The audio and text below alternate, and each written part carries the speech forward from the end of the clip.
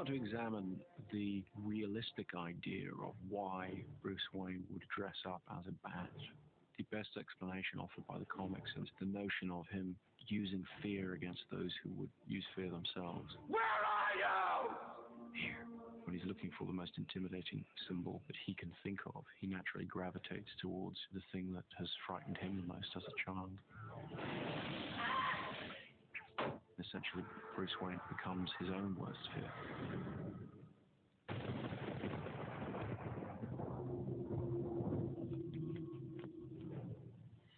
The costume has to be frightening, or it has no purpose.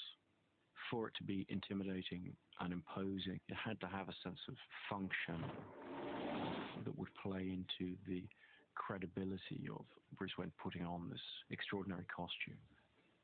Theatricality and deception are powerful agents. You must become more than just a man in the mind of your opponent. What the hell?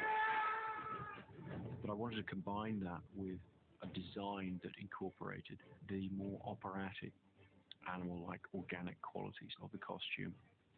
Chris wanted his legs to be more supple, and that he would be able to kneel down when necessary. And he also really, more than any other thing, wanted Christian to be able to move his head more and not do the superhero movement of turning the shoulders and the head at once, you know? The last versions of the costume had a very kind of industrial, almost kind of machine-made kind of look to it. Chris, with Lindy and Julian and Dan sculpting, were reducing it back to the human figure. We came up with the idea that it was something like a combat outfit.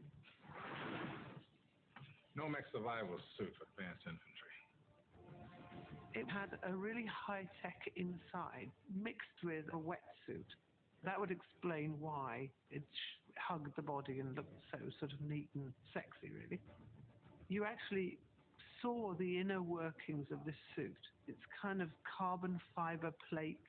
It protects the core of your body from falling below a certain temperature. He goes into the workshop and decides to spray it with a latex black spray, which removes the heat signature. So if you look with night glasses, which detect body heat, this refuses to allow you to see it. And as he tinkers with it, you see how he develops it from that into the black bat suit. Once it was actually getting made for me, there's all sorts of interesting processes that you go through where you have to have your whole body, you know, molded. A plaster Christian Bale is then produced out of that mold, and as soon as the concept sculpt was approved, it's literally broken down and remolded into the different parts of the costume. The cowl, the torso, the legs, they all have to be sculpted individually from that original one piece. Getting the foam as black as possible was a problem, as that reduces the durability. We're not painting the foam, but it's kind of the foam as it is. When those molds have been injected, they're cooked in a big oven, and then they come out of those molds. They're wet. It's just a very efficient way. It's just to put it through an old Victorian housemaid's mangle just to extract the water. The piece is taken out and dried. They're then prepared for trimming. The mold doesn't produce like a cookie cutter kind of effect. There are flashings, these sort of waste areas on the edges of the foam that have to be trimmed back before it's glued down to the suit. And they're trimmed very patiently by wonderful girls in art trimming. It has to appear as if it's cut by laser and not by hand. It's not the most comfortable thing to wear. I mean, it is foam latex, it's hot. But on the first day shooting, Christian managed to wear it all day, including the cowl and the gloves, not really wanting to take it off. So I think the level of comfort has improved somewhat as well. The cowl itself is very expressive. This man's angst really shows through on the sculpt. Rather than being a mask, it actually shows his character. I love the sensitiveness of it. You can feel the workings of his face underneath it. It gives you this huge neck, you know, kind of like a panther, this real kind of feral look, you know, as you're going to pounce on somebody all the time. I was just surprised at how intimidating he becomes and how much it changes him. He really channels this other character. When he's confronting an individual that he wants to take down, he kind of ceases to be human. I swear to God. Swear to me!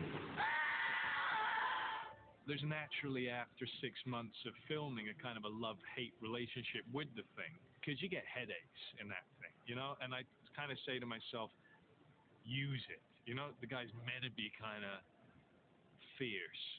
When you get a headache, you feel fierce anyway. You know, you got no time for anybody. You're impatient.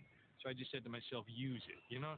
And I just put up with it, you know? This is a hell of an honor, really, getting to wear this. In the comic books, the cape flows, and you always see Batman crouch like a gargoyle on the edge of a building, and the cape kind of billows and drapes around him. Chris really, really wanted the romanticness from the comics of the cloaks. So they had to be supple, and they had to be able to take the wind. We did prototype using actual velvet fabric.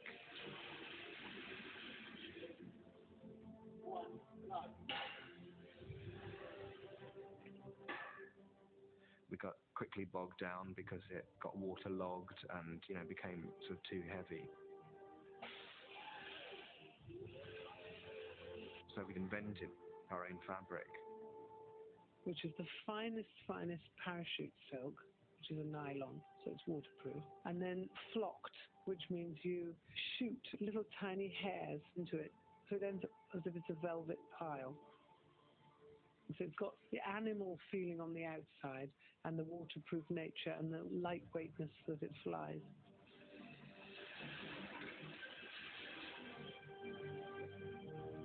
I was doing a lot of research with the Department of Defense, and there's something called memory fabric that they're experimenting with now. It's very soft and supple, but when an electrical current is applied to it, it can take on a rigid shape.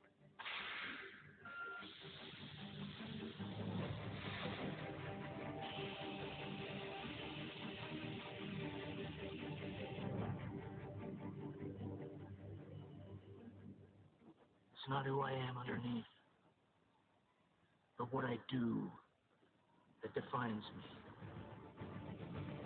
He uses the cape and cowl to create a symbol that the people of Gotham will either respect or fear. What the hell is that?